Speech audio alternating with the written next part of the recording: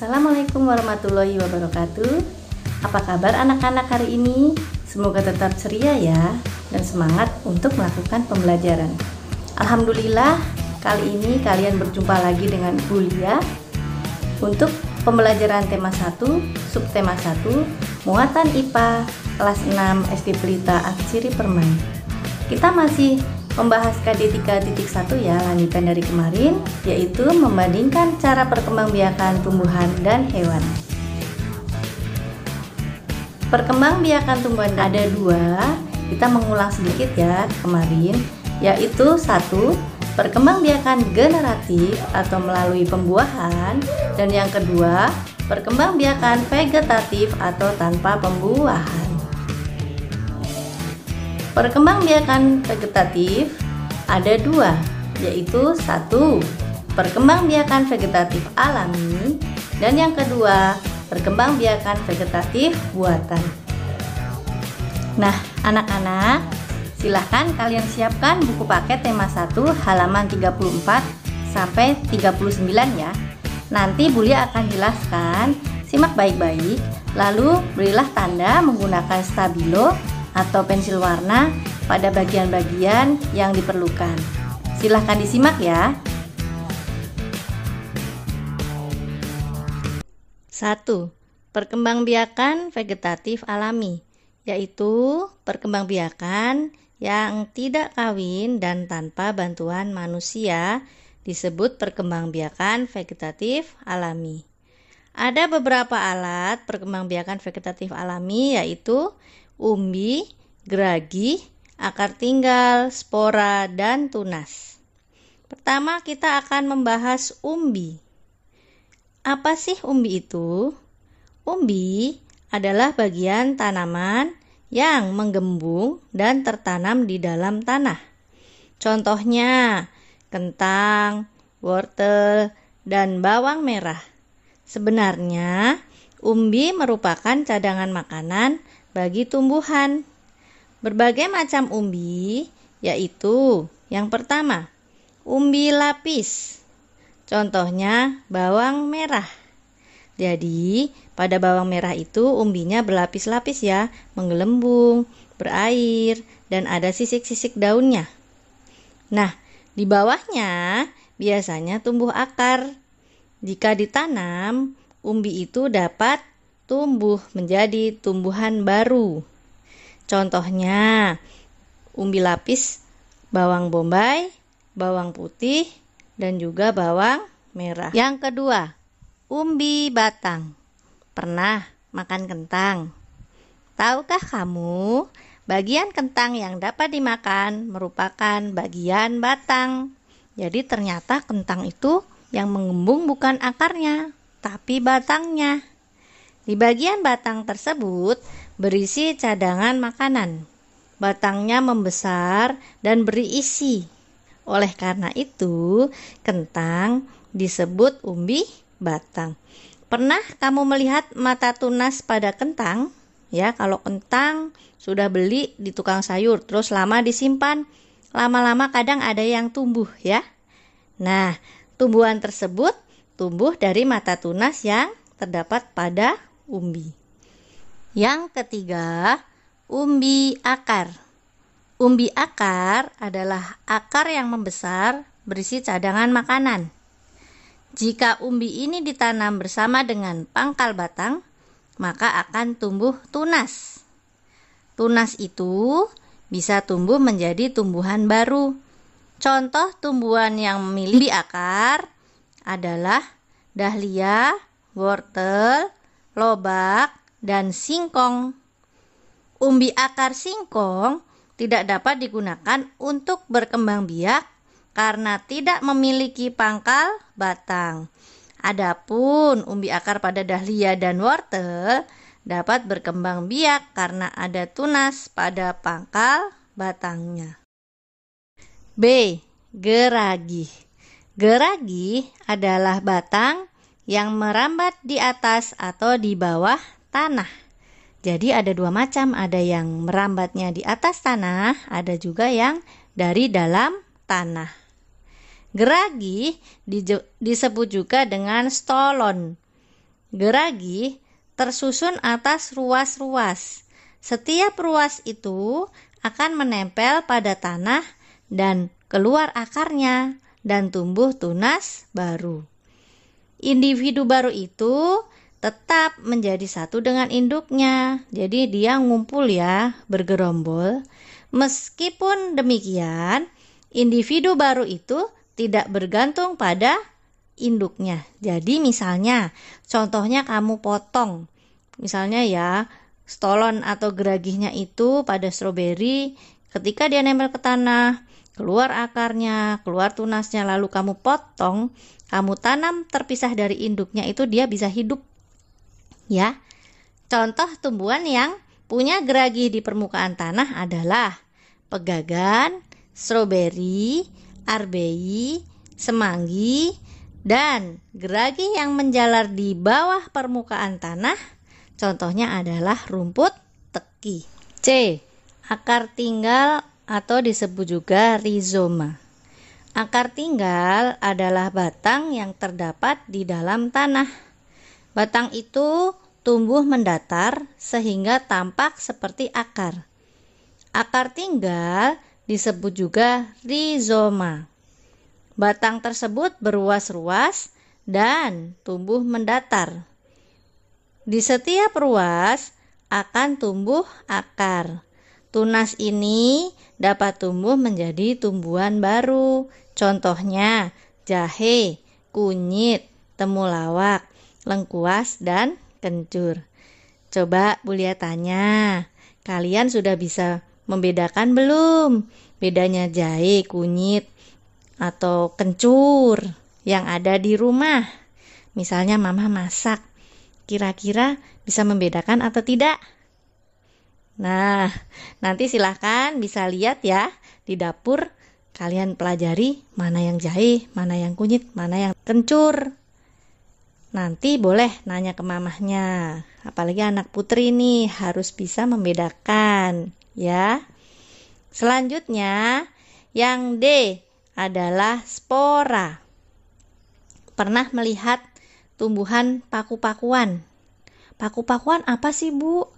Contohnya adalah suplir. Nah, ketika kita balik daunnya, di bagian belakang daun terdapat bagian yang bulat. Di bagian tersebut disebut kotak spora. Di dalam kotak spora terdapat spora.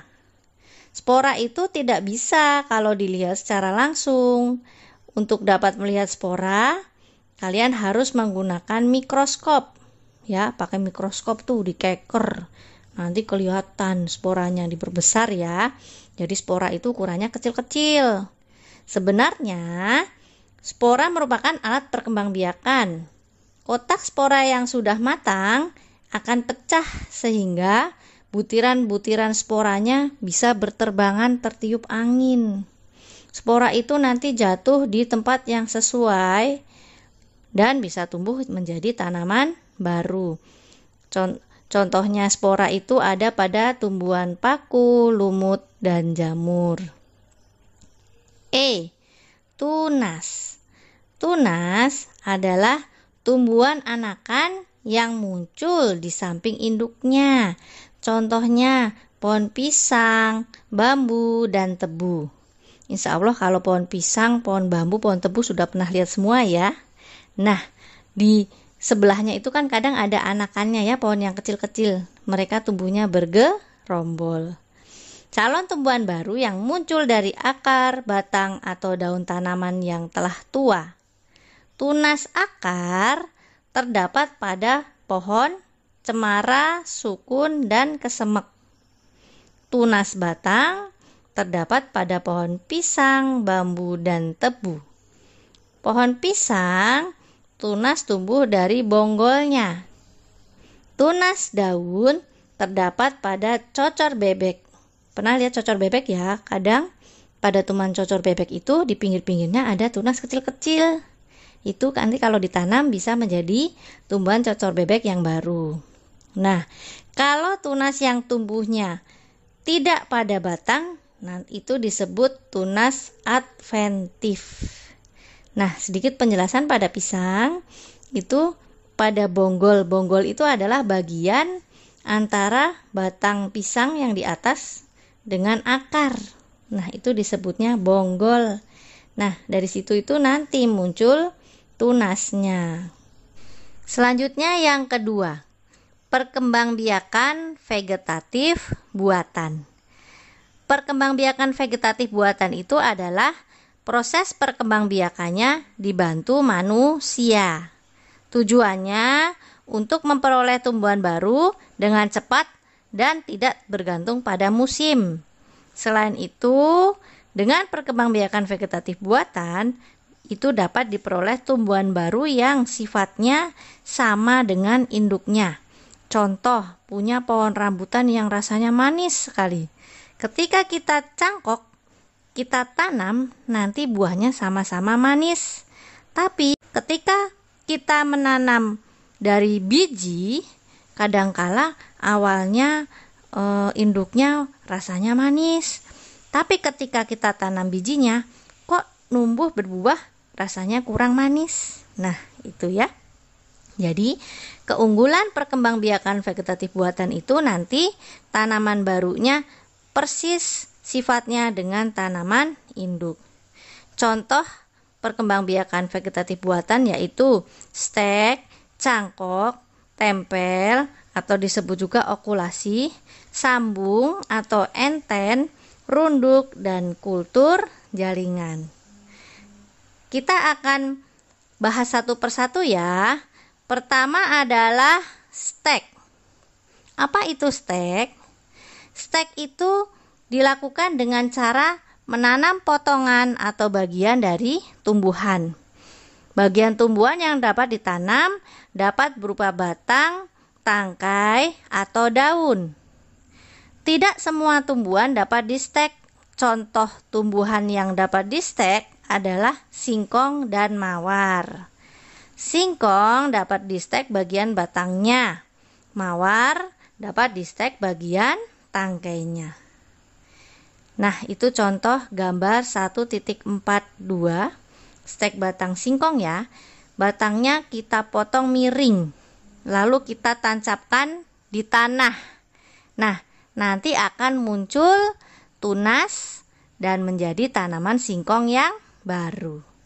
Pernah ya lihat di kebun itu ya, ada orang menanam singkong dengan cara nancep-nancepkan batang singkongnya. Pernah kan? Oke. Kita lanjut yang B, yaitu cangkok. Cangkok adalah cara perkembangbiakan pada tumbuhan dengan menanam batang atau dahan yang diusahakan berakar terlebih dahulu sebelum dipotong dan ditanam di tempat lain. Sama dengan stek, tujuan cangkok itu mendapat individu baru yang sifatnya sama persis dengan induknya. Selain itu, kalau dengan mencangkok, tumbuhan akan cepat berbuah.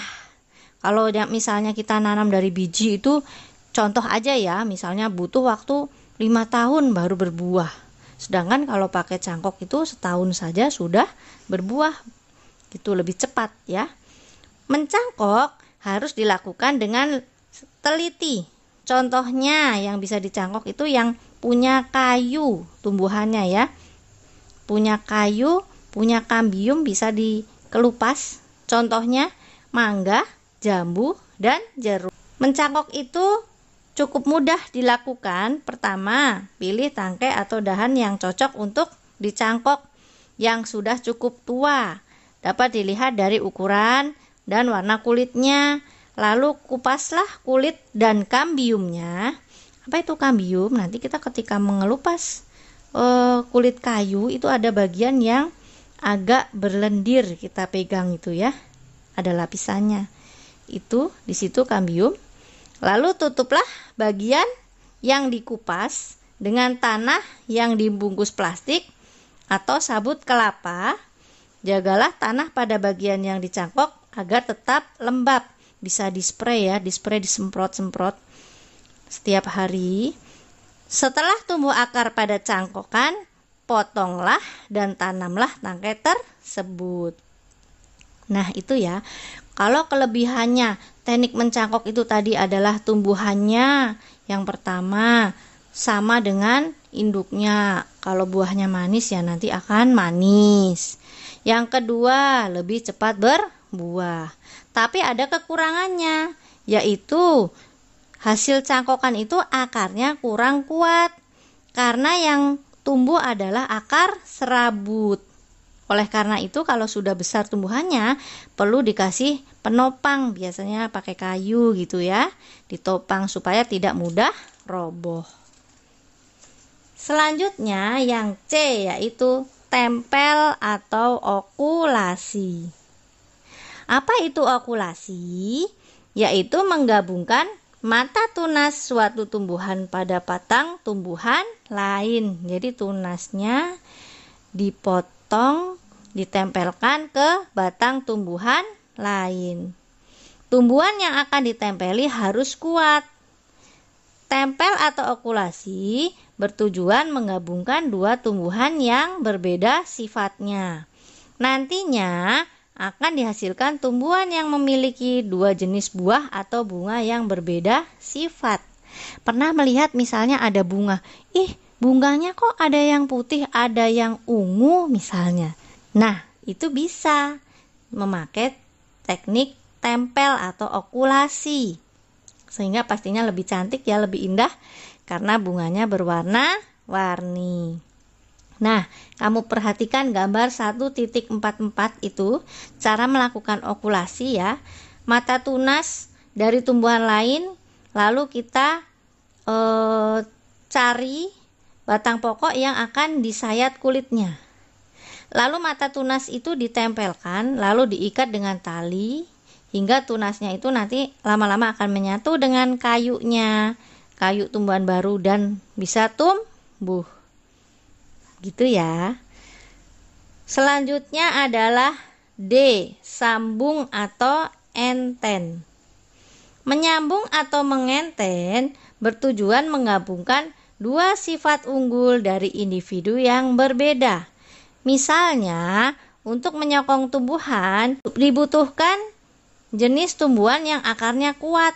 Sementara pengen mempunyai tumbuhan yang buahnya atau bunganya memiliki produktivitas yang tinggi atau kualitas yang baik. Sehingga nanti selain akarnya akan didapat tumbuhan baru yang akarnya kuat dan juga buahnya banyak. Contoh yang dapat disambung adalah tumbuhan yang sekeluarga atau sejenis. Contohnya misalnya tomat disambung dengan terong. Ini ya cara pada gambar 1.45 ada cara melakukan sambung atau enten. Pertama batang bawah, lalu siapkan batang atas, kita tempelkan, kita ikat. Tunggu sampai tumbuhannya tumbuh. Yang E, runduk. Apakah itu merunduk? Yaitu proses menimbun batang tumbuhan ke dalam tanah. Jadi ada batangnya kita rundukkan, kita timbun tanah, nanti diharapkan akan tumbuh akar. Tumbuhan yang dapat dikembangbiakan dengan merunduk antara lain arbei, apel, tebu, stroberi, dan melati. Nih caranya merundukkan tanaman. Perhatikan gambar 1.46. Di situ ya cara merunduk. Pertama, nomor 1, rundukkanlah batang tumbuhan yang akan dikembangbiakan. Yang kedua, timbunlah atau benamkan batang tumbuhan tersebut ke dalam tanah. Yang ketiga, jika pada batang yang dirundukkan telah tumbuh akar, potong batang yang dirundukkan tersebut. Nanti batangnya itu bisa tumbuh menjadi tumbuhan baru. Yang terakhir, F, kultur jaringan. Seiring dengan perkembangan ilmu pengetahuan dan teknologi yang semakin maju, ditemukan teknik baru perkembangbiakan tumbuhan yang namanya kultur jaringan. Kultur jaringan adalah perkembangbiakan tumbuhan dengan menanam jaringan tumbuhan di tempat dan media yang khusus. Dengan kultur jaringan dapat dihasilkan tumbuhan hanya dari satu bagian akar atau bagian lainnya. Untuk melakukan kultur jaringan diperlukan ruangan khusus. Perkembangbiakannya akan lebih terkontrol dan cepat. Jadi dari satu bagian tumbuhan, misalnya contohnya daun, nanti tuh bisa tumbuh tumbuhan baru yang banyak dan sifatnya sama dengan induknya dan tidak menimbulkan dampak negatif bagi lingkungan. Alhamdulillah anak-anak, akhirnya kita sudah selesai untuk pembelajaran hari ini, yaitu perkembangbiakan vegetatif, alami, dan buatan. Sekian, wassalamualaikum warahmatullahi wabarakatuh.